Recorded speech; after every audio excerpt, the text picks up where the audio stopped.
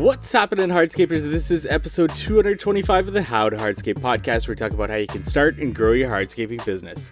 And on today's episode, we have another I Am a Hardscaper mashup. This is an end of year review of I Am a Hardscaper episodes where we bring on individual hardscape business owners and do a deep dive into their business throughout the year. And then on these mashup episodes, we take a question from each of those interviews and we take everyone's response and we mash it up on this episode. So one question and everybody's response to that question from the year. And today's episode features the question of that initial consultation. What do you do and what do you ask a client on that initial consultation? How does your initial consultation go from start to finish?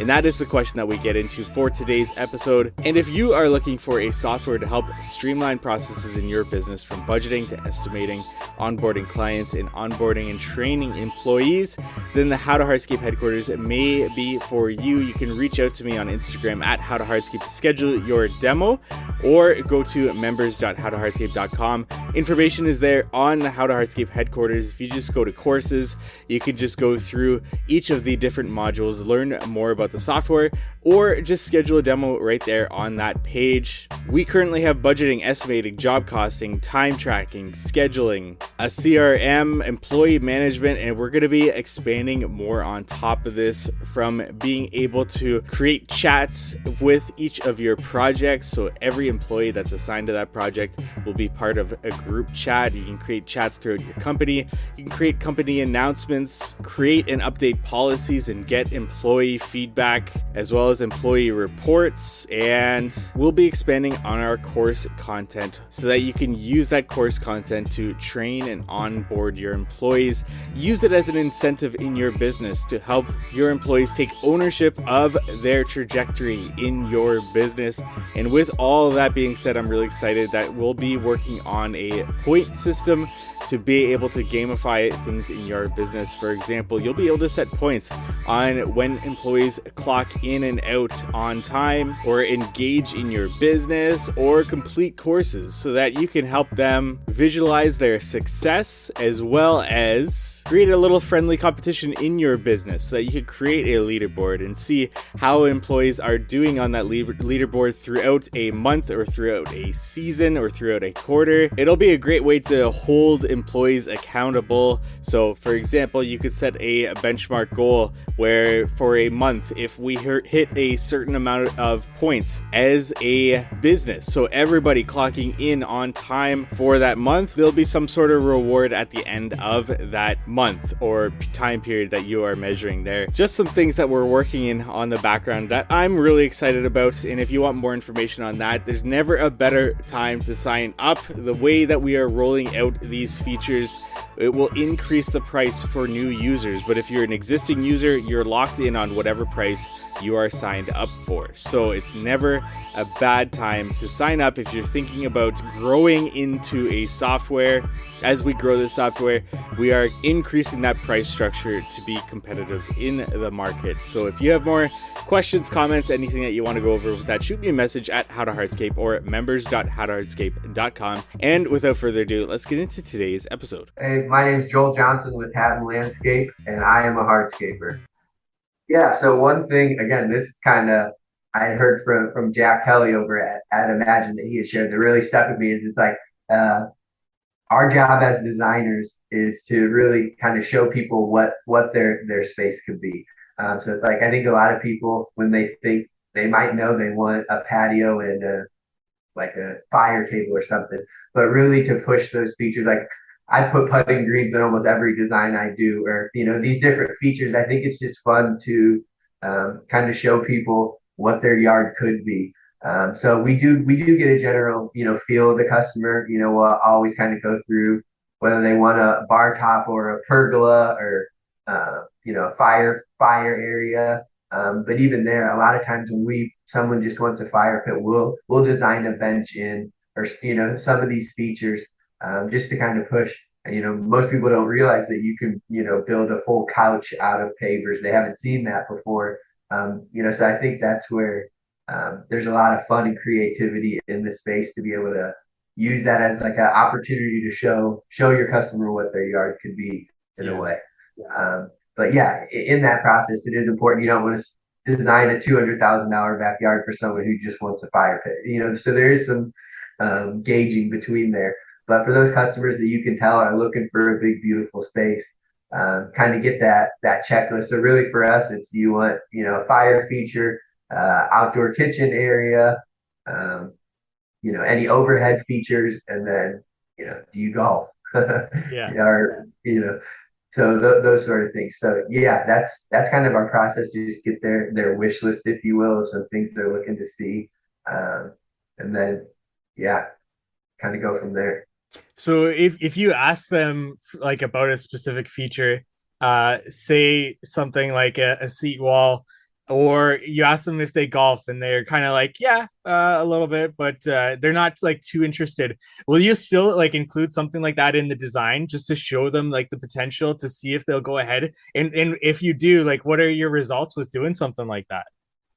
Yeah, so we actually had a project. We did someone's whole front yard with artificial turf. It was a paver driveway, but that was for me, it was like such an uplifting experience. I essentially showed up at this guy's house. Was just talking about because we were landscapers to him, so he just was kind of talking about like we would maybe do some new plants or I don't like this rock, real basic stuff. And in the process of talking with him, I kind of shared with him that his walkway was bad. So then we talked about doing pavers, and he's like, "Well, the whole driveway's bad." So I was like, "Well, we could do." So it's just kind of like one thing after the next. And he was telling me how terrible their front yard was. So I kind of mentioned that artificial turf, but kind of just led his hand through this. And before we knew it, I went to this consult thinking it was going to be for maybe a $5,000 landscape job, and ended up leaving with one of the biggest projects we've ever done. So again, Nice. I think that might be a little ode to like there's value in just going to every project, because sometimes the customers have no idea what you're capable of. And once you get on site, I think you can kind of cast some dreams for the people and some vision. Um, but yeah, I mean, if a customer's like, no, I'm not really into golf, not that I'm going to like absolutely push that. But if we build a bench, we might put some two water features on either end, like some, stone, but like pondless water features. So just kind of looking to add those little extra things that they may not have thought of. Um, you know, yeah, just try and get creative. I think that's where, again, I really have loved in this hardscape industry is with the level of creativity that you can do in someone's backyard, whether it's sunken features or all these sort of different elements that you can incorporate. Uh, yeah, so it's kind of a mix. You want to take what the customer's giving you and not just go the opposite direction with it. But I think it's important that as a designer, you're always inspired and really looking for those creative features that you can add in because I don't know about your area, but most patios are a big rectangle with a little circle outlet off where you put your fire pit. So it's like really trying to find ways where we can make more unique spaces. Yeah.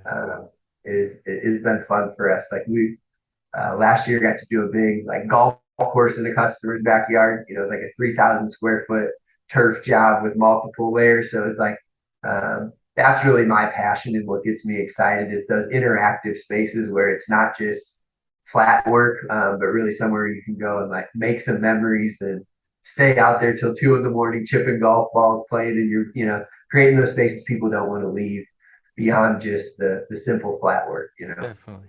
Definitely. I am Alex Altschuler, the owner of Seal It Group. We specialize in sealing and restoration and landscape construction. I am a hardscaper. Generally, going to the consultation, we'll already have like a pretty good understanding of what it is that we're quoting on. So during the meeting, our main focus is to understand, exactly the type of design that they want, because that's where we really get heavily into the design part. Are they wanting a modern design, a traditional design? What's sort of their overall vision for their backyard? And obviously, we look at the project with them. We discuss, what their needs are, what's their vision, and we start chatting about different options for their design. So we can show them our gallery as well on our website to give them ideas of the type of work we've done and the type of work that we would recommend for them to be to be done based on, modern designs and everything like that. So educating them as well on, the quality of the products that we're using, the quality of the install that they're going to get with us, walking them through every step of that process that they're going to be getting, making them feel comfortable that, they're going to be hiring the best contractor to do their job. So talking everything from installation methods to design to just really understanding their vision and making them feel comfortable that we're going to be able to bring their vision to life and that they're going into like a good relationship with their contractor. So yeah, that's pretty much it, right? Like obviously we take our measurements, we draw it out to do a quick 2D drawing so that you can then put that into a design software or whatever the case is to continue that process. Hey, my name is Alex Castelline. I am the owner-operator of Casty Landscape Group. We specialize in luxury living in the outdoors, and I am a father and owner of a lasagna company as well. And I am at first a hardscaper. I think that's probably the hardest part of the consult process and even the design process. We constantly have to try to break people out of routine or get, if they have an idea in their head of what they think the yard's going to look like, but they still want to pay you to design the yard. Why would you pay a designer to design the yard if you're not going to listen to the advice? And so these are the conversations that we have very early on to say, we do this every day. We know it works. And I know you have this little napkin drawing and you say, you want a waterfall here, pool here, cabana here. And you've segmented everything in the corner of your yard with a pool in the middle. It's just like, no one designs like that anymore. And no one builds projects like that. It may be the most efficient use of space, but it doesn't mean it's going to work, like flow nicely and have a good aesthetic. And so the first thing we need to make people realize is just to help try to like break their their traditions and ways of thinking, and just let them have some trust in us that we know what we're doing. Part of that just comes with, you have to develop a good portfolio of work. Once you do that, you sell jobs for cheaper to just get in the door, get the portfolio built. Once you have a good portfolio, people just trust you. They've seen what you're capable of doing and they go, listen, you're right. You're an expert at this. I know nothing. Here are my wish list. I want a fire feature. I want a cabana. I want something to drown out the neighbors would be nice. So we suggest, we can do water features. We can do audio, whatever. So there's a lot of different ways we go about it. But that's kind of how we tackle some of these. My name is Giovanni, better known as Johnny Giovanni. I'm the designer and owner of Stoneworthy, and I'm a hardscaper. Yeah, I mean, so when I go onto a job site, after the introduction has been made face-to-face, not over the phone, I will, after the introduction has been made, I want to hear what they have to say. Obviously, I just can't come up with whatever I want to come up with. I have to hear them out. There's probably a reason why they want that space done, or they want the work done. So I try to hear them out. I try to listen to, what they have to say. I then try to compose something after that. So I'll give them ideas. I'll give them like, hey, this product might look good here, or hey, an outdoor kitchen over here would be a great element to add to it too. So I kind of try to, hear them out. I give them ideas, and then, if they're kind of on board with like, hey, yeah, a fire element sounds good and a water feature over here, and then it gives me the capability of, going back and coming up with designing a living space that is tailored to them. Then they go ahead with a design or something in terms of getting that project started. How many, I guess, revisions do you allow a client? Do you let them know that up front in the design? You mentioned earlier with that Unilock cover design that you presented 3 options, and sometimes you don't do that. So where do you know, I guess what I'm asking, that you're going to present a client a few different options, or when do you know that you're going to present a client one option and provide them with a certain amount of revisions? Or do you provide revisions up front, or is it more of a collaborative effort with a client? Just in terms of your design package, how do you go about that, Giovanni? Yeah, absolutely. So when I send them, I do charge for a design, and I include three of. I used to include 2 revisions, but I include 3. Luckily, I haven't been in a position where it's past 3. So I'll let them know, and they'll see it on the sheet too. Like, hey, you get 3 revisions. Each revision after that is charged at whatever rate is specified to whatever I'm designing. So I'll let them know. But fortunately, they'll either pick like the first one or second one, and we'll run with it. So like I said, I'm very fortunate, but that all comes from hearing them out and listening to what they want and what they need. If you're And it's not that I try to go out of the park and design it with every little bell and whistle. I definitely, like I said, I really try to make it just tailored towards them and what we spoke about. And sometimes I'll go outside the box and add a few features just to kind of show them the potential. And like I said, I've been nothing but fortunate because they've been like, yeah, let's do it. Do you ever ask them on site if they want a certain feature, and maybe you catch them thinking about it and eventually saying no or saying maybe? Do you ever incorporate that into the design so that at least they can see it and they can maybe take it out afterwards? What are your thoughts on doing something like that? Yeah, I mean, so I do. So like, whether it's like a putting green, a water feature, fire feature, I'll include it in my design. And when I price things out, I break them down. Like item 1 is, removals. Item 6 is, the putting green. Item 7 is the fire pit. So they can definitely pick and choose, they can pick and choose like what makes financial sense for them, and their home. So, but I definitely will include it in there just so they can see what the true potential of their space can be, like, hey, I know we spoke about this, but like this is what it could look like one day if you do decide to. And I always let customers know, hey, you can start, with a base. I wouldn't say base model, but hey, you can start with this and you can always add to it. Right. And, not everybody has the financial capabilities. I don't either, so it's like, it's perfectly normal for people to do things in phases, so I definitely let people know that, hey, you don't have to do it all in one go.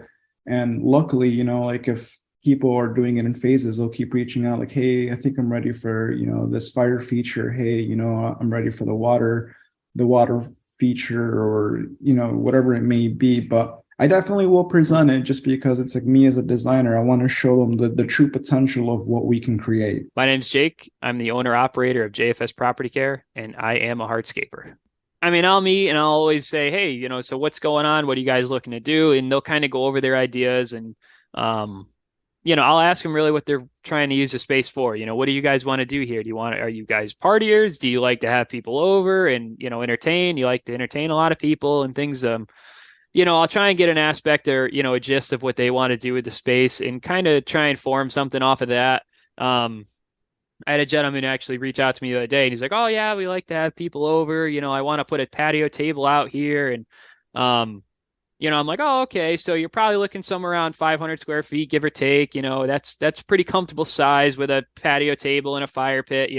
Anything smaller than that gets a little bit bundled. So, I try and talk people into something that they're going to be happy with. Not necessarily just to make more money on my end, but just because I don't want to build something and then have them not be completely satisfied with it. So I put that ahead of time too. I'm like, listen, this is something that's going to go down for you guys, and I want you to be happy with it in the end, and I'll put my 2 cents in. If I think it should be bigger, I think it should be smaller. And if they want to stick with it, then they want to stick with it. But, I definitely try and form a space to whatever they're trying to utilize it for best. And then are you doing your own designs when it comes down to, putting everything into a picture for them before you send it off to them?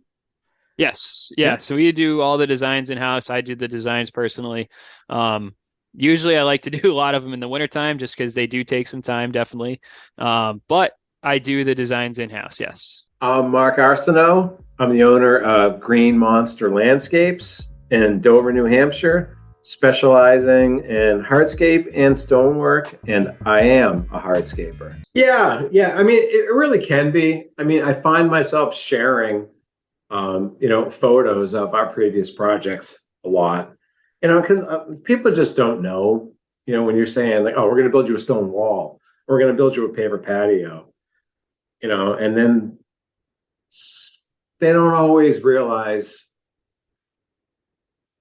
what you can do with the materials and what, how creative you can be. And people, I think more people than not are pretty conservative until you sort of show them what else you can do with it. And then sometimes they're even, they bend a little bit, and then they still don't really realize what they're going to get until it's done. And then typically they love it. Funny little stories. We just did a patio for a guy up here on one of the lakes, and we did his sister's house right next door like 3 years ago. And so we did her patio, which was like just 3-piece paver, same color border. And then we did his this year. I think we used 3 different pavers in it, and we did some curvy, swirly stuff, which is sort of what a lot of my stuff has in it. And she came over one day when we were there, and she said, "How come I didn't get a patio like this?" And I said, "Well, like 3 years ago, I was still listening to what my customers wanted, for one." And two, like, she's a landscape designer. I'm like, "You're a landscape designer, and you told me what you wanted, so I did it. And your brother actually said that he wanted exactly what you had." And I said, "Okay." And then I gave him this. So, so he kind of let me do what I wanted to, even though he told me like, "I want one just like my sister." But I was just like, "Well, yeah, I'm not going to do that. I'm going to do this instead." So You mentioned the first job from Instagram there. Have you found that people are starting to take notice of your work and wanting to, like, that first job from Instagram? Are they looking at your Instagram feed and saying, "I want that. This is kind of the inspiration that I want on my site"? Or how did that conversation go when somebody reaches out to you from Instagram? And how about product selection? When do you get into that type of process? Or are you perhaps the best way to go about this would be that initial consultation? How are you scheduling that, and what type of questions are you asking them on that initial consultation? Yeah, I mean, that usually comes up right away, that initial consultation. I mean, especially if it's a smaller project, like, "Oh, we're just looking for a patio and maybe a front walkway with matching materials," or that sort of thing. We'll talk about that pretty early. And then I find, like, in the bigger projects, it's more about sort of getting them locked into a design contract, so that way there I'm not spending a bunch of my time like trying to figure all these details out without, like, let's make sure that this is going to go somewhere, get them on board for design. And then, get a little bit more concerned with the concept that we're working on. And then we drill down into materials, a little bit later on. My name is Stephen Lisk. My company is Lisk Landscape Innovations. We specialize in stormwater management, and I am a hardscaper. Well, like I said on the phone call, I think we talk about a lot. Sometimes these phone calls could go 30 to 45 minutes long if they're really about landscape construction. So I send them a formal email with my proposal, with all my subs, engineers, landscape architects. And when they do engage us, and then I go out there, we'll walk through, because we still want to walk through, and I still want them to tell me, like, what are your goals, right?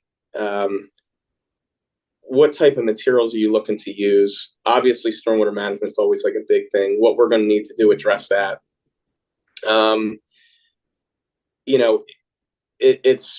It's really the basics, right? When you go out there, and then at that point, I think they give you a little bit of leeway to say, like, "Look, hey, Steve, I'm trusting you." So I go out there, I take some brief, couple measurements, right? Property survey mostly tells you everything. I take video, I take photos, and then I have them always send me inspiration, because I really think that helps us guide it and almost nail it the very first time. So most of the time, they're going to send me anywhere from 10 to 20 photos of what things that they have seen on the internet that they really, really, really love. And that helps guide us.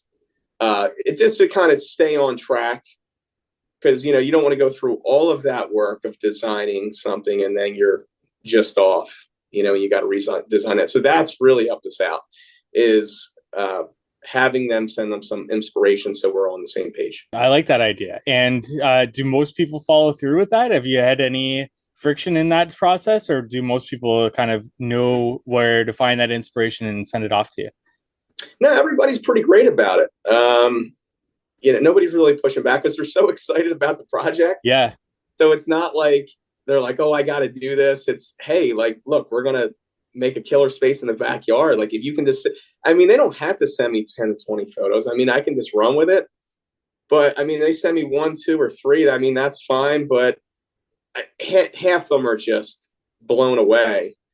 And there's always tweaks. I got a client now, we're making a couple of tweaks. We're always 75 to 80 on point, and there's might be adjustments with the outdoor grilling station or the pavilion or the size of the pavilion or the colors of it. The big part is you want to make sure they're not exceeding impervious coverage. I don't know if that's a big thing in your area. A lot of these lots are small that we're working in, so it depends. Some of them are 32, 35%, 40%. And if you exceed that, you have to go through a whole variance, and it's just a pain in the butt. So they're the big things to stay with, and we want to make sure we're in line and we're not, building this whole space that, it's not really what they're looking for, or it doesn't comply with the township requirements. I like the idea of the client sending you inspiration. I don't know why I haven't done that. Usually I ask questions, then I send them photos based on what they're asking. But I feel like that would get them really excited, right? If they're going out, finding the inspiration and getting them really jazzed up to get their space done by you, right? Absolutely. Yeah, it's big. I think that otherwise, we always pretty much nail it, but I think if we're kind of on the same page, like, let me give an example. I had one client, he really sent me, my goodness, probably 100 photos, which I'm like, all right, that's a lot. Well, it's good though.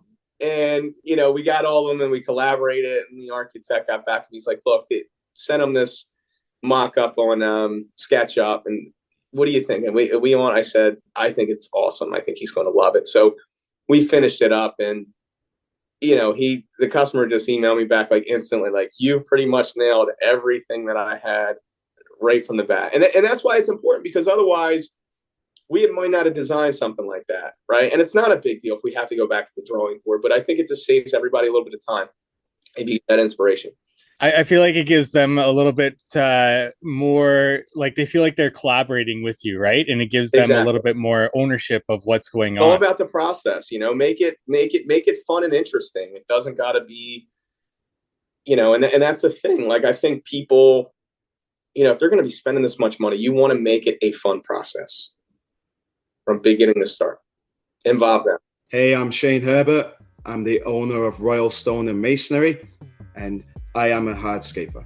The first thing is I walk in and I ask them, what do you want? So they tell me what they want. So I basically just repeat what they want back to them. And I feel like that's the best sales method there is. And then as we're walking along the project, they'll say, oh, I want a fireplace over here. I want some ceiling walls. I want this. And then I'll repeat that back to them and say, oh, yeah, that looks great. But I tell you what would look better is if we do it this way. And then I'll give them my ideas, and then I'll give them my design. And then they'll be like, oh, wow, we never thought of it like that. And then they'll have their questions. We'll go over everything, and then we'll sit down and I'll show them a couple of projects, what we've done similar. And then I'll go and measure the project right in front of them. I'll have my Cambridge book or my Nicolak book, depending on the product they want to use. And then we just go over everything. I'll give them a number, a price right there on the spot. because I'll figure everything out. And then that price is anywhere, say, this project could cost you anywhere between 40,000 to 50,000. And then underneath that, I'll write, like line items, or if you want to add a fire pit, it'd be X amount of dollars. If you want to do this, if you want to put lighting, it'd be X amount of dollars. Then I would say, if you want to talk about design, you could do this whole project if you wanted to for this amount of dollars. So normally they'll just say, do everything for this amount of dollars, and everything's included. Lights, design, bench, everything. So I try and do that all in the estimate, all in the first consultation. And that's why, because a lot of contractors, they'll go home and they'll write everything out.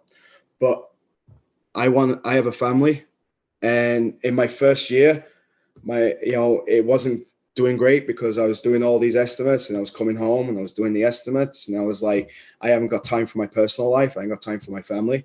So I started doing everything on site and on the estimates, because I did, as soon as I got home and I walked through that door, I just want to forget about work, because I need to decompress.